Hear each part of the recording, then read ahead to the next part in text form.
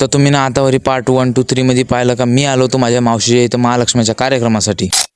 आणि आज आहे त्या ब्लॉगचा पार्ट 4. सकाळी झोपेतून उठताच काकाजी मला वावरात घेऊन गेले. मी म्हणलं कौनजी काय झालं, तर ते म्हणे आपल्याला पूजेसाठी फुलं आणायची आहे. मग काय पटकन आपल्या विमानावर बसलो, काकाजीच्या वावरात येऊन लँड झालो. मला म्हणे काकाजी आपली सोयाबीन कशी आहे. मी म्हणलं बरी आहे ना हो, आमच्या इकडले ती एवढी नाही आहे. मग काय आम्हाला जे पूजेसाठी फुलं पाहिजे होते आम्ही ते शोधायला लागलो, आणि तेवढ्यातच आम्हाला ह्या नजारा दिसला. हेवीर काकाजीने याच वेळेस बांधलेली होय, 2-4 महिन्यात झाले रो यायले, आणि पाणी पा कितला आहे. तेवढ्यातच काकाजी म्हणे आपल्याला फुलं इकडे नाही भेटत, आपल्याला तिकडल्या धुळ्यावर जायला लागेल. पटापट फुलं घेऊन घेतले आणि आम्ही निघून गेलो आमच्या घराकडे. एवढा लंबा ब्लॉग पाहून झाला, आणि तुम्ही अजूनपर्यंत आपल्याला फॉलो आणि लाईक नाही केलं का बे? घ्या ना पटकन फॉलो आणि लाईक करून. घराकडे जाताना पाणीत आपल्याला बकऱ्या आणि बैलबंडी दिसली. अशी गोष्ट राहते खेड्यापाड्या गावातली. पण कुठं राम घेणारे लोक सापडतच राहते. घरी येऊन पाहतो तर काय आपले मुख्य अधिकारी आणि अध्यक्ष लोक हे नवी कशी जॉईन करायची म्हणून प्लॅनिंग करून राहिले होते. मी जॉईन करून घेतली ना आम्ही बंदी शेणा वाड्यामध्ये दही येण्यासाठी चाललो गेलो.